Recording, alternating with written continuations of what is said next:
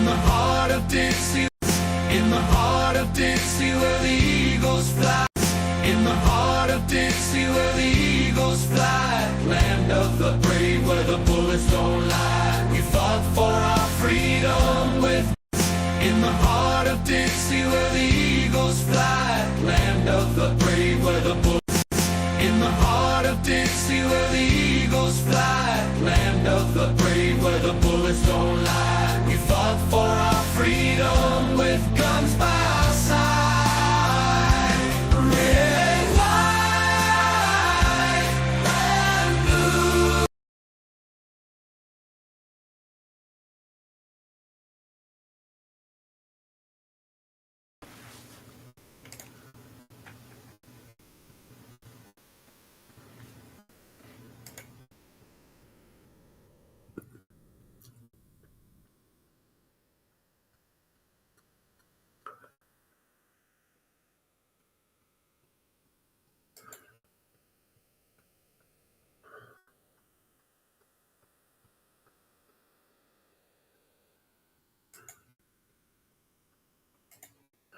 Hey there, folks. I'm not sure if you can hear me right now. The studio is apparently having some tech issues at the moment.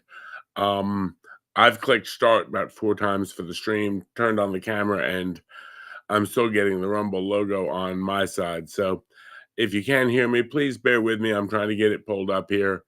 It's just not seeming to want to go, unfortunately.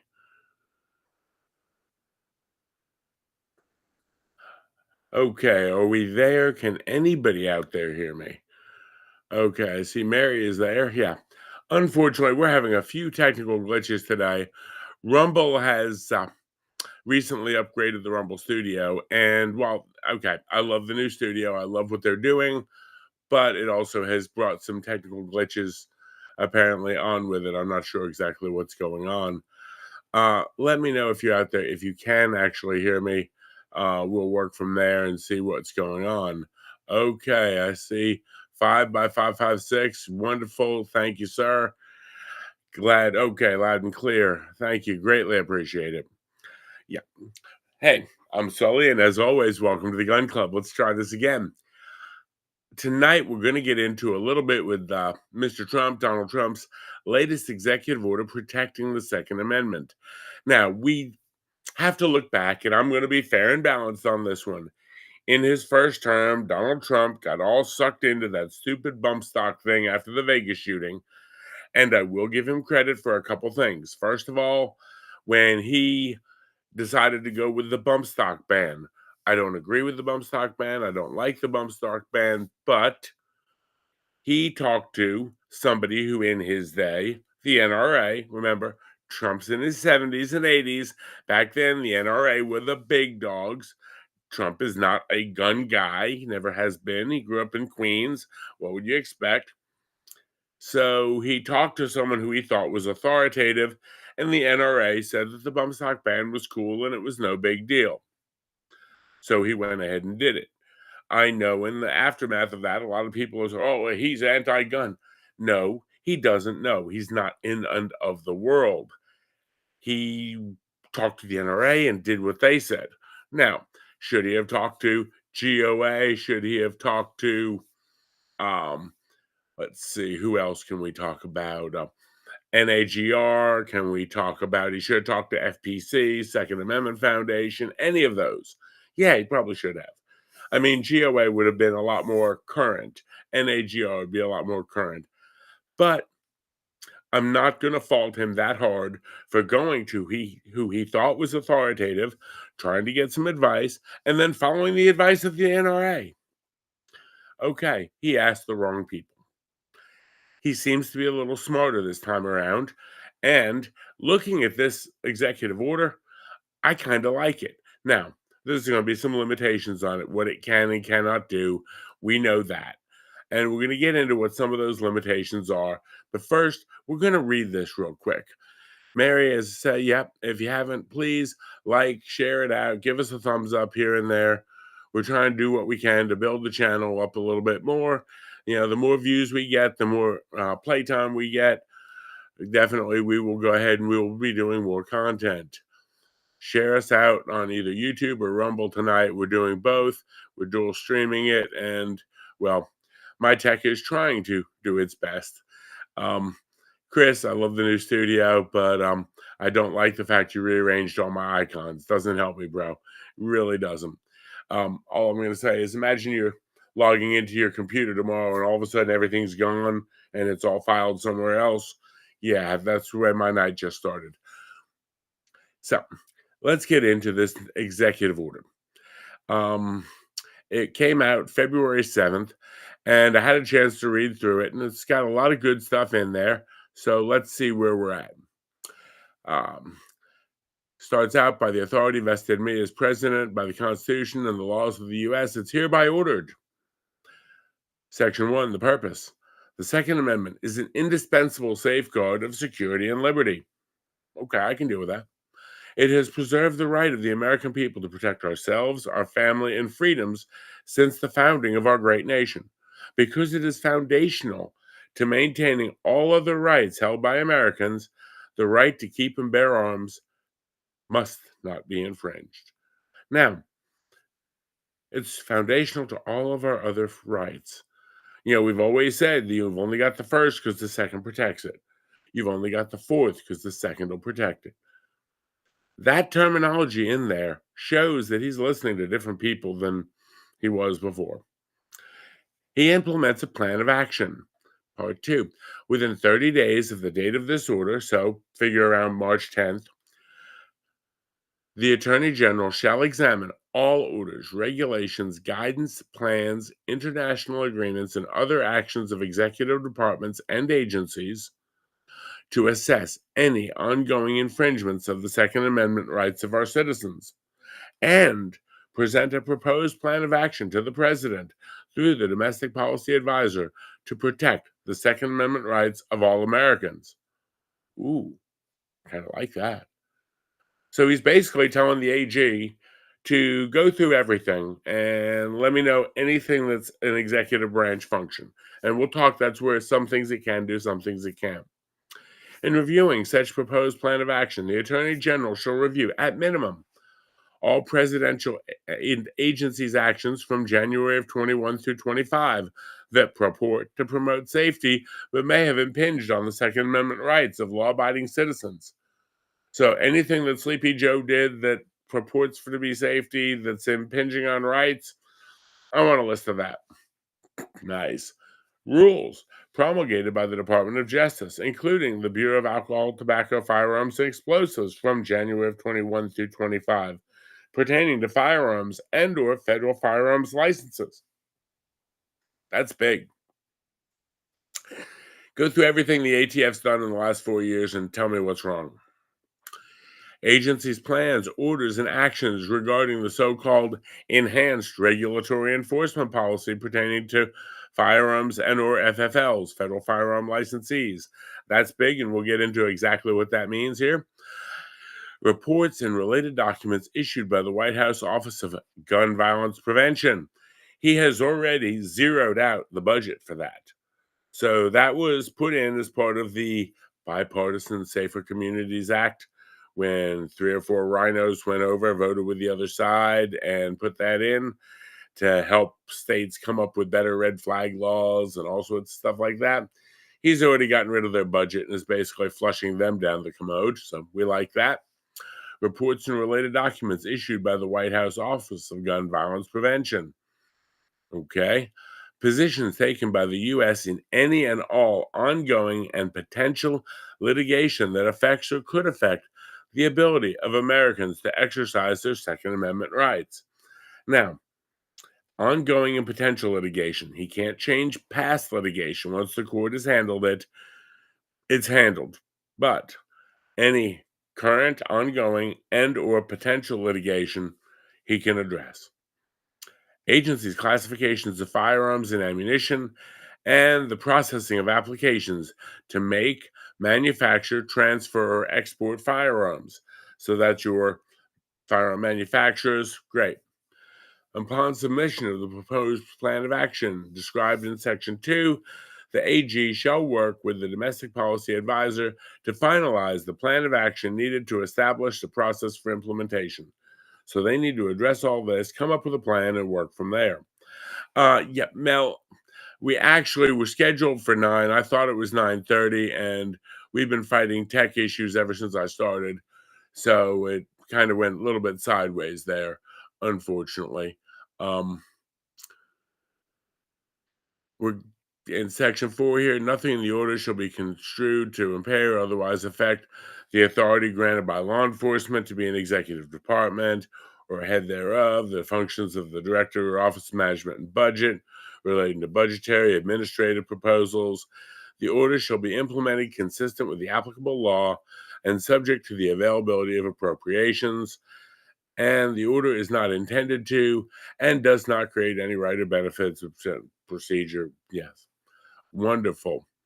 Um, we understand that.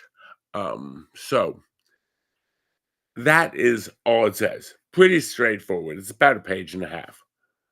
What does it all mean? What can it do? The number one big thing it can do is it can rein in a big way the ATF's regulatory slide. We know, and we complained about a while back, that the ATF was trying to make rules. They were not enforcing the law, they were redefining laws.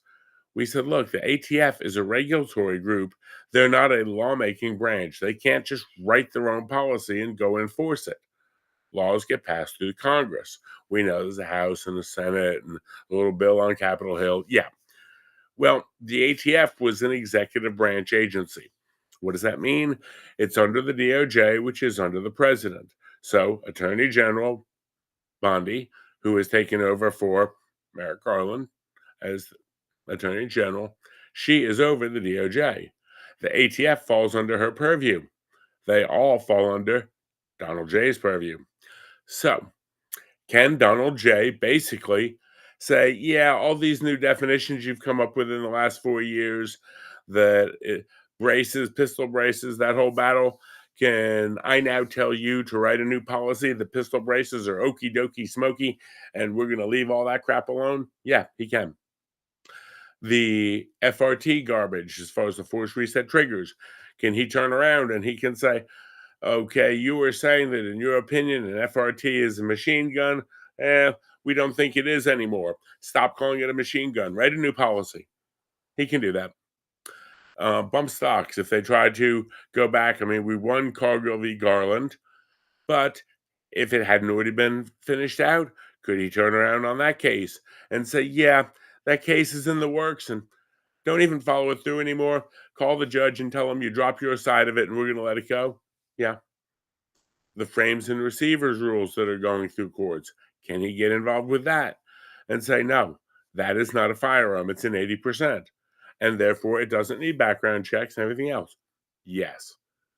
All of those issues, just right off the top, they were all initiated based on the ATF saying, oh, well, I know this regulation says this, but it could mean that, and we're going to enforce it like it's that. When is a brace is a stock? And, no. He can tell them stop doing that, and they stop today, tonight, nothing else. They work for him. That's big. That's very big. Because again, most of the fight we've had with the ATF the last 4 years has not been laws that were passed through Congress. It's been the ATF going back and reinterpreting things that have been fine for 5, 10, 12 years, braces, for example. And now they're going to say, no, no, we didn't really mean that way. We mean it this way. Well, he can stop that crap, which will be great. Now, another thing he can do, the ATF works for him. He can look at some of their raid policies, and there's a couple of big ones in there. Number one, their methodology of their raid, how they do them. That's a big problem, how they do them. Let's look. They went to do a search warrant, not an arrest warrant, not an arrest, a search warrant for documents and computer paperwork at Brian Malinowski's house. Unfortunately, they showed up armed like stormtroopers at 5 o'clock in the morning, cut the power to the house, covered his cameras, and kicked in the door. He thought he was having a home invasion, so he tried to protect his family, and that led to him getting around between the eyes. No excuse for that. They were there to search paperwork. Now, Brian Malinowski was an upstanding white collar airport executive at the airport in Little Rock, Arkansas. If they were that worried about him putting up a fight when they came to look for paperwork, yeah, okay, they could have easily picked him up at work and said, hey, he's walking out of an airport, which is a secure federal facility. They could have rolled up on him there and said, Mr. Malinowski, we've got a search warrant. Let's go look at your computers. This should never, a search warrant for paperwork should never be handled in such a way or with a methodology that results in a law abiding citizen who has never been determined that he broke a single law in his life. He got shot and killed by our federal law enforcement. That's a travesty to begin with. It shouldn't have happened. And guess what? They can fix that. He can say, no, no. If you're doing stuff like that, don't. Number two, no one on that warrant service slash raid was wearing a body camera. Now, I know several small town law enforcement agencies. Most agencies are wearing body cams, but our multi-million dollar ATF said they can't afford them. Maybe if they weren't so busy kicking down people's doors in the dark of night, they could have. Folks, that was, again, a travesty. His widow, you know, my heart goes out to her because there was no reason whatsoever for that to go the way it did and someone lose their life. That, is ridiculous. So, can he change that?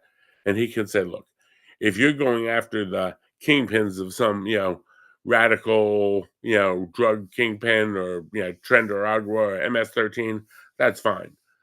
But from now on, any warrant, any raid or warrant service that's going to be handled like this has to go through, this level of chain of command. And oh, by the way, if it goes bad and you're wrong, you're shit canned. So may put a little bit more accountability in there. They don't just like knock on your door and shoot citizens in the head. We like that. Look what happened to Mark Chapa. I mean, here it is, a violence interrupter, interdictor who has basically taught the people in his community, talked to the young kids in his community about not escalating the level of violence, not getting into this stuff. And what happened? He and his family ordered out at gunpoint in the middle of the night with absolutely nothing but a specious report that he was supposedly dealing guns. They go through his entire gun safe and can't find anything he's done that's the least bit illegal. He and his wife both work for the public school system. And we're going to go raid his house at O'Dark 100. Fortunately, he and his wife were awake getting ready for work when the SWAT team showed up and the ATF took positions outside the house. And he realized what was going on. And then, well, his son, he didn't have a chance to wake up his son who was down in the basement. So they set off a flashbang in the basement with the son in there and broke a door. What? Stuff like that. Again, there's a time and place for it. There's a time and place for the door kickers to do their job. There's a time and place for the flashbangs to fly. I can understand that. These were not. The person or persons who authorized these raids need to be held accountable. That's simple. They would never be held. No one was held accountable for anything under the last administration. He, when he gets his new ATF director in there, can tell them, look, we need to have responsible policies about this stuff. If the level of force is justified, I'm fine rolling it. But if it's not, don't do it. Don't do it because we have the equipment. Don't do it because it's fun. Don't do it just because we like kicking doors and blowing up flashbangs. Do it if you really need it, but you better really need it. And you better be able to justify your actions afterwards, because if you can't, there's going to be a price. So those things definitely can be dealt with very, very quickly. Another ATF issue he can deal with is databases. The FBI or the ATF has databases. Now, one of them is legal. It is legal. It is permitted. That is the database of NFA items. That's your sawed-off shotguns, short-barreled rifles, short-barreled shotguns, suppressors, full autos. They're allowed to maintain a database of who owns those items.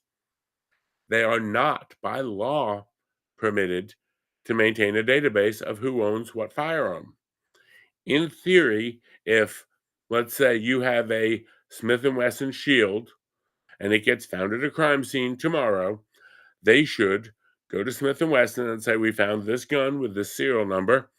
And they can say, "Well, it went to this distributor." And they go to that distributor and they say, "Well, it went to this store." Okay. They go to that store and they say, "Well, it was sold on this date to this person." Okay. That's how the tracking should go. They should not, just because you've had paperwork run to purchase a firearm, keep all of your information on file with a list of what you purchased. That is illegal. This came out years ago. It was a big constitutional argument. And pretty much what the court said was, you are no longer, told the ATF point blank, you are no more allowed to keep a record of who buys what firearm than you are allowed to go into a church and keep attendance records of who's there and who's not. The purchase of a firearm is a constitutionally protected right. You wouldn't want somebody coming into the voting booth with you, watching to see how you voted, and you have no right to keep track of who buys what. If a gun is found, that's justification to trace that one, but it's not justification to keep a database, especially if the database happens to have facial recognition software. Now, for a long time, they've said, "Oh, there's no such database." Well, I can't say that it's 100% there. I can say I think it's there, but here's the deal. It's not there, fine. But he should also say, if such a database exists, I want it purged now and I want to find out who the hell authorized it. And whoever authorized it, shit can't. Just his control over the ATF can make the 2A space a lot better for us. It really can. Beyond that, they mentioned about going through actions against FFLs. Several federal firearms licensees, dealers, who are doing everything right, lost their license over minor clerical errors in the last 4 years. Apparently, there was a zero tolerance policy enacted by the ATF under the last administration. So if you've ever purchased, you know you might have city, state, zip code, and then after that you'll have county. I know, Mary, for you, you'll have parish or something, but okay. You'll have county. A lot of people will put city, state, zip code. They see country instead of county. It's about a 6-point type. And if you put USA and the dealer doesn't catch it, that was considered an illegal sale. Now, technically, it was like a half-point mishap. It was not a big deal. They have your ID. They've got all that stuff. But you know what? If they went in and they found a dealer that may sell 200, 300 guns a month, and they found one of those that was wrong, they'd turn around, charge him with an illegal sale, and shut him down. Really? Yeah. People lost their businesses, lost their stores, lost their livelihoods because, they just decided that they made it almost impossible to be a firearms retailer. They put so much on the FFLs that they made it, people decided not to do it anymore, not to get in the gun business. If you look in your community, I know of 3 FFL licensed dealers that were all decent, above board, straight out, no mess people, never wanted to do anything illegal. You wouldn't even think they did anything illegal. Now, look, if they're selling crates of machine guns out the back door to Pookie and Ray Ray, fine, bust their ass. But if you're going to take someone's FFL for a clerical error, if the zip code is supposed to be 38831 and they write 33831 or something like that, yeah. If you transpose a couple numbers on the driver's license, yeah, that should not be grounds for them to lose their license. So that has happened. If they go back, look who's been done for. Maybe offer some of these people their licenses back because what were they trying to do? Making it possible to buy a gun. Because after all, the last administration hated us, hated our guns, hated everything to do with it, everything to do with freedom. So what do we have? We've got that. Those are some big, big things that he can do just by reining in the ATF stupidity. What else can he do? Well, I mentioned it a little bit as far as some of the ongoing court cases. He can talk to any of the people in the Department of Justice, any of these people fighting these cases on behalf of the federal system. He can look at the case and say, you know what? I don't think it's worth fighting. Go ahead and drop it. Go ahead. Or if they're appealing something, drop your appeal. Or if they're the defendant in the appeal or the, you know, being appealed against, they can say, concede it, write it off. We're not going to spend time doing this. We're not going to chase around FRTs, bump stocks, stuff like that. No, no, no, no, no.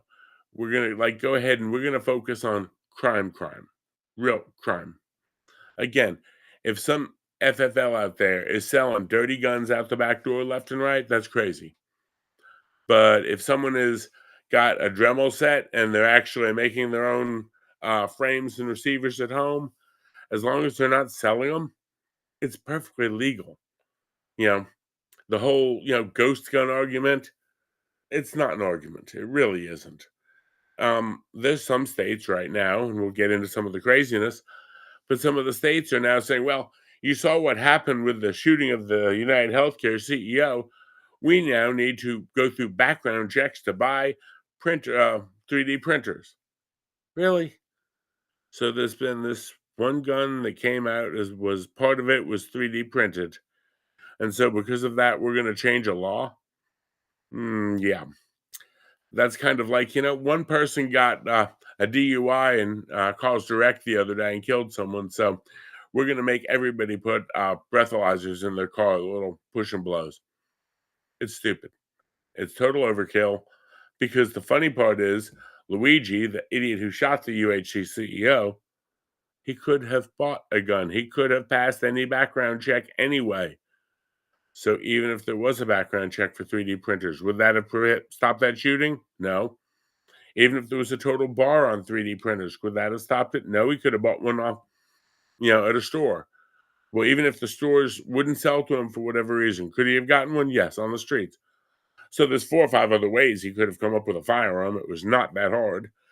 But we're going to come up with a law because of one incident that wouldn't have even prevented the incident. Those laws, anything that's a federal law, he can go after. Now, what it cannot do, and this is unfortunate for now, but he cannot deal with state level cases. Couple on the top of my head, the Illinois assault weapons ban, the crazy state of Maryland trying to ban ARs, the New York State frame and receiver laws and cases. The law that basically got Dexter Taylor stuck in prison. That's a state case. He can't do anything about state cases. So, can't do anything there.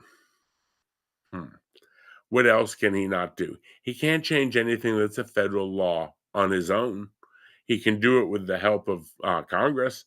He can coach them to write new laws. For example, the National Firearms Act.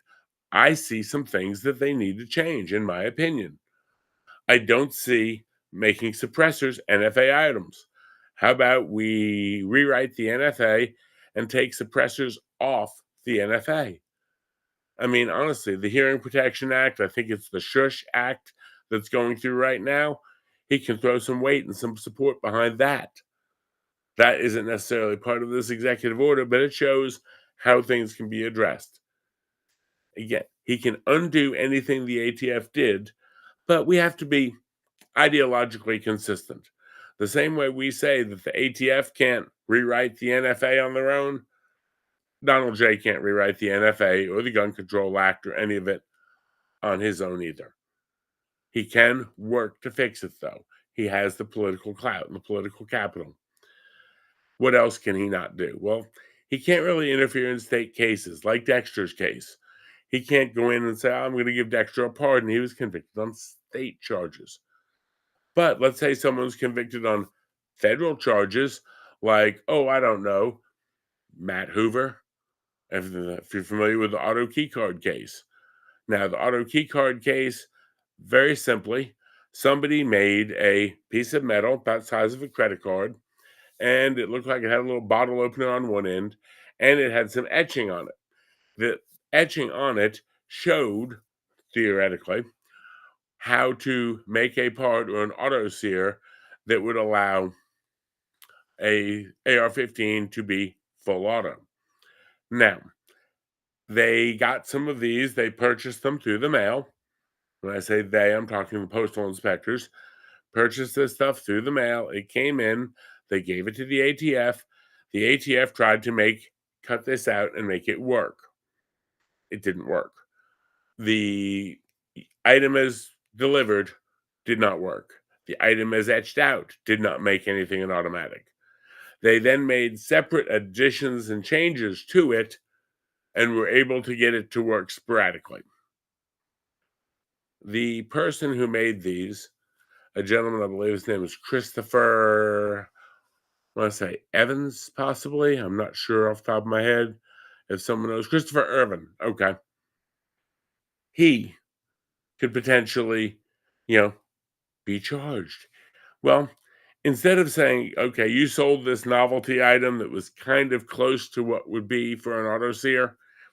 Now, they said each one of these counts as a machine gun because it's a part that could make a machine gun. Even though as he sold it, it would not. Yeah. So they started charging him with selling machine guns through the mail illegally. And then Matt Hoover, who is a YouTuber who ran a firearms channel, he actually talked about these items and showed them off. And at one point said that he was going to be sponsored by the guy who's making these. Well, yeah, that's all cool and well and fun and everything else. Guess what? Matt Hoover, a decent, respectable guy, family, everything. Yeah, he's now in federal prison as well. Now, when you want to talk about stupidity, that's about the height of stupidity. Because you know what? This, I'll show you here, is what was actually made and what was actually sold. And it was almost funny because you had literally the administration trying to say that the purchase of this was tantamount to the purchase of and or carrying a machine gun. So yeah, here we go. Let's see if I can get the studio to pull this picture up for me. Come on, Rumble, you can do it. Folks, the studio is just not happy tonight. I don't know if it's because too much is streaming with all the new content providers they've had on and everything else. But yes, this was basically the online ad for the auto key card 3-in-1 with a bottle opener. Yes, you would actually use the opening there that's on it as a bottle opener. And then the other pieces there theoretically were parts to a machine gun.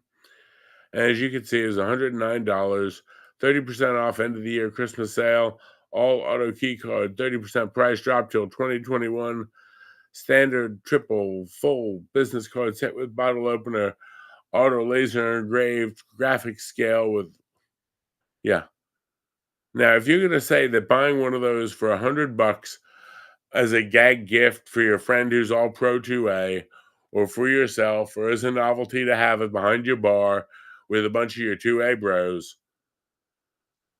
the person who talked about those and advertised for those on his channel got over 5 years in a federal prison. The person who sold them got even more. He could grant pardons in both of those cases tonight. He could take one look at this and say, this is stupid. This is ridiculous.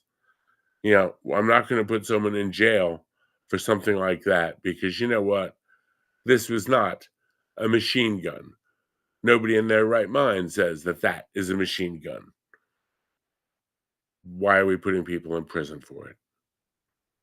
What else can he do? Well, I know what I'd like to see, and we're going to go with sort of the gospel according to Sully. If Sully had his way in everything, Minnie, are you talking about the Matt Hoover case? I'm just trying to sort of we're on a big delay tonight. I can definitely see that in how the system is running. Um, see what we've got here.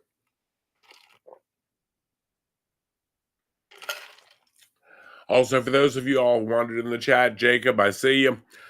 I haven't been putting up a lot on screen because, quite frankly, the studio is like a slow herd of turtles running through a sea of peanut butter today. Yeah, okay. Yes. Many, that's what they argued. They argued on the free speech side. And unfortunately, a couple of not too pro A judges said that that was still making parts to turn something into an automatic. And under the NFA, any automatic or parts for an automatic count as an automatic. So each one of those that they sold counts as a machine gun. Definitely shows the wonders of the government who works for us, right? I mean, at the end of the day, we pay their salaries, we pay the ATF salaries, and this was what was done to a US citizen, ruining lives.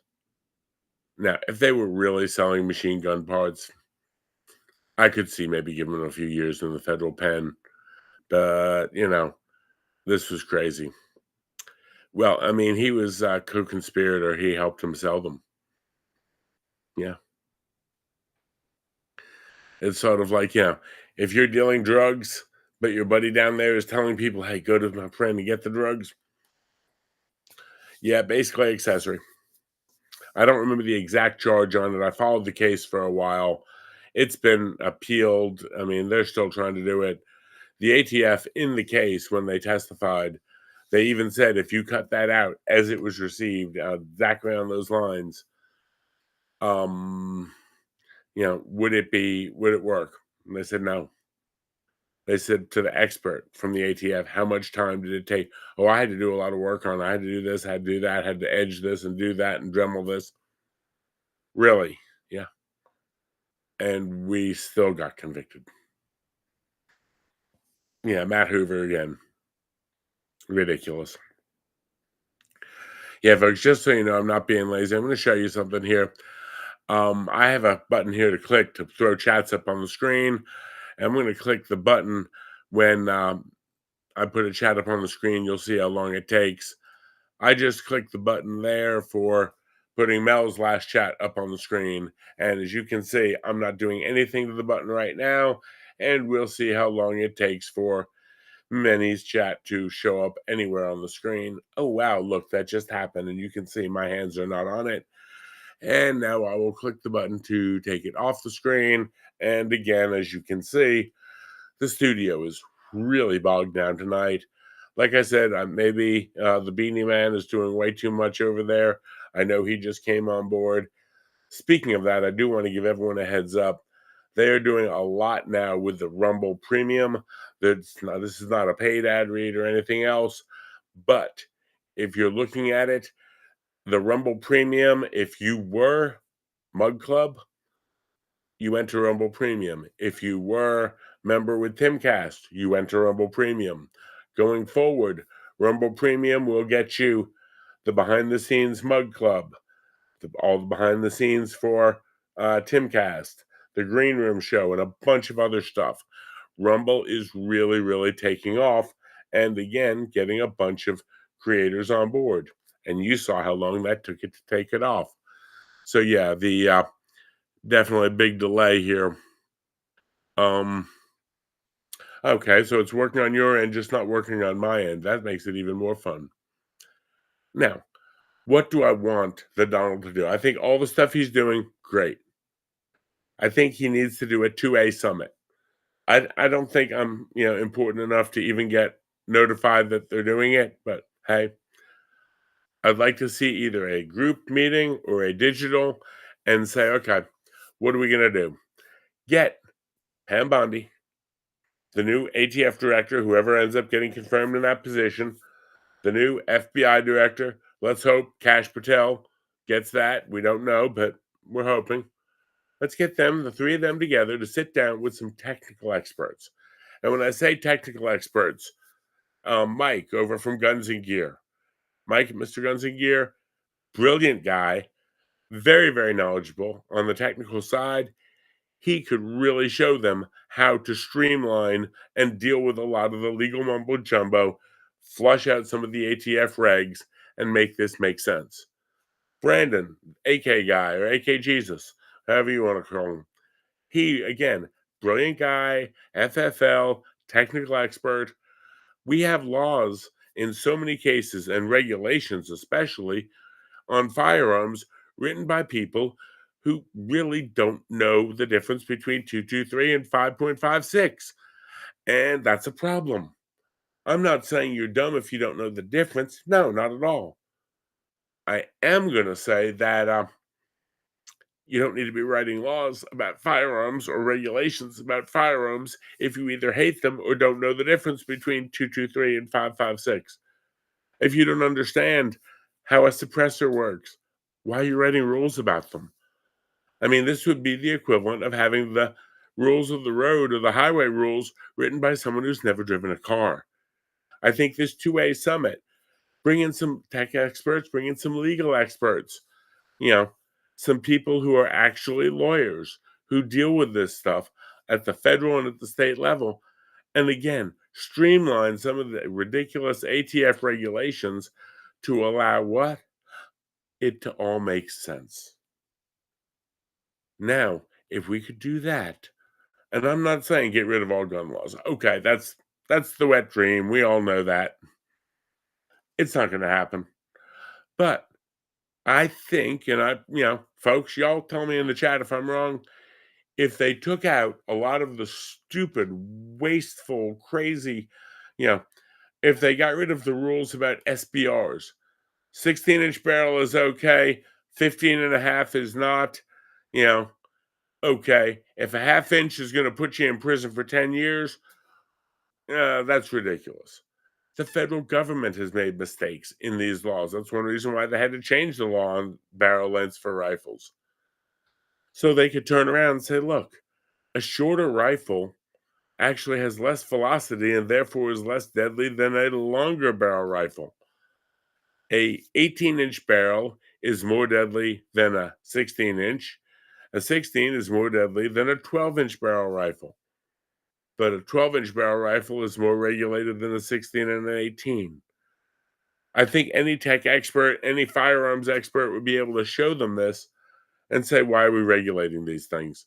Let's get that out of there. Again, the suppressor stuff, I don't see what the point would be in trying to regulate that.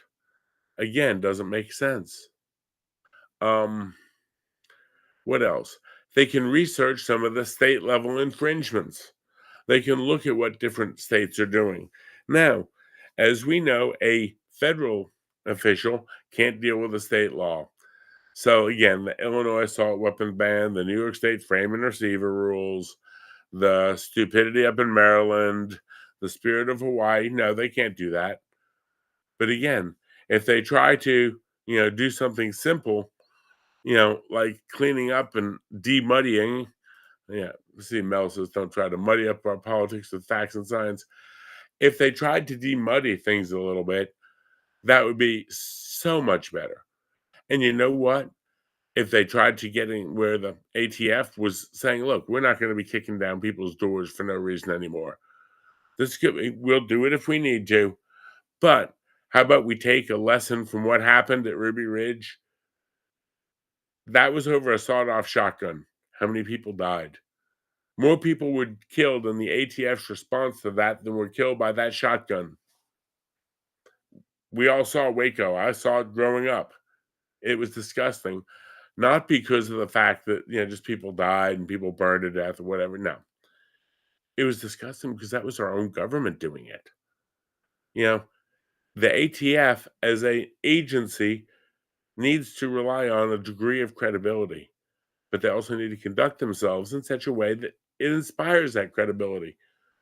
Think about it. If they went around and said, okay, all these people who lost their FFLs because of, stupid BS record keeping clerical issues, here's what we're gonna do. We're gonna tell you if you want to get your license back, you want to do this, you want to do that, you know, send us a letter this weekend and we will expedite it. We should never have taken your business and your livelihood away over a clerical error, over transposing numbers, and then publicly do that. Have the firearms summit say, look, we're going to streamline this stuff. We're going to make it make sense. If we haven't learned how crazy the government is in the last week and a half, you never will.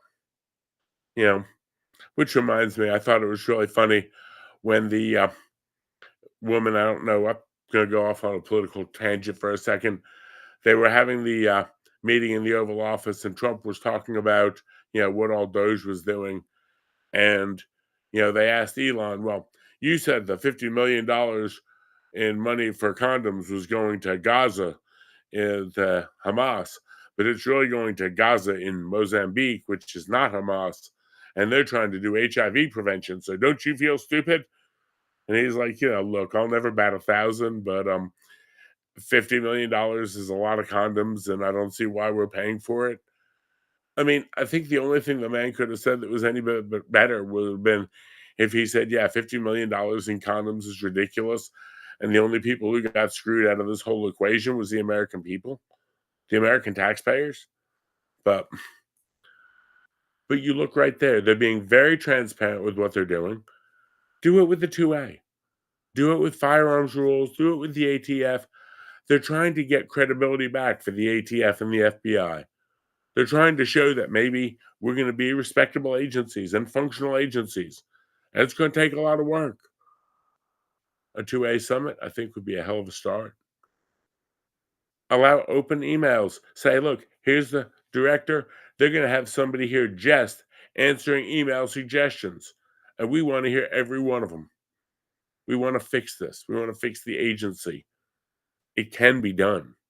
And we've got someone who wants to do it. So again, get out there, Christopher Irvin and Matt Hoover, pardon those gentlemen. Pardon them, have them to the White House, and have a Big Mac with them. I'd be so good with that. I think a lot of people in the 2A space and the pro-gun space, if we heard that they're getting out and them and their family are going to have a McBurger with Mick Trump and chug a Diet Coke, I'd be like, hell, how do I vote for this guy next year? I know I can't, but that would show credibility. It would show a sincere effort to fix the problem. I mean, let's face it. If something has been screwed up, you got to own the screw up. You got to fix it, remediate it the best way you can. And the ATF has been a screwed up mess for 4 years, far longer than that, but at least the last 4. And he didn't do anything to help fix it the last time. He was too busy dealing with all the stuff going on with Russia and everything else and all the impeachments. But now that he's on a tear, look, Donald J., if you hear me, if anyone, Pam Bondi, ever hears this, I doubt it, but you never know. Have a 2A summit, meet with some tech leaders, meet with some legal experts, go through the ATF's regulations, realize you can probably shred half the book, go out and do it and say, look, we're not anti our American citizens exercising their constitutional rights. If we had, half the regulations put on churches that we have put on firearms, people would be up in arms. That's what I've got. I don't know what y'all think. There's, best advice or best observations I can give. Again, if we can do something beyond that, I'd love to see it. I'd love to see things get better. I will tell you, please, if you have a chance, follow the channel, share the content with your friends. We're building this up. We're up to about 360 people on the Rumbler. We're about 105 on the YouTube. If at all physically possible, I'd love to be able to hit 500 combined within the next couple of months. We've also putting out more content up on Real Hard Truths. You can check that out. That's our other channel over there on Twitter. we have that going on. And as always, if you want to support our channel, you can go out, get you some good coffee. If you check out Blackout Coffee, the promo code is Gun Club, and you get 20% off your first order. Now, not only do they have some damn good coffee, but 20% off your first order, I could see that being like a big one. Now, personally, I like coffee flavored coffee. I'm old school. However, Mel can tell you in the chat what she thinks of all of their flavored coffees because I think she's tried all the flavors, or at least most of the flavors. I don't know. With that, folks, I will thank you for coming by, dropping in, and honestly, greatly appreciate y'all. Have a wonderful night. Please be smart, be safe. It's hopefully we can go ahead and get a few things that are going to make some sense out of all this, and if we can, you know, get some serious changes over the course of the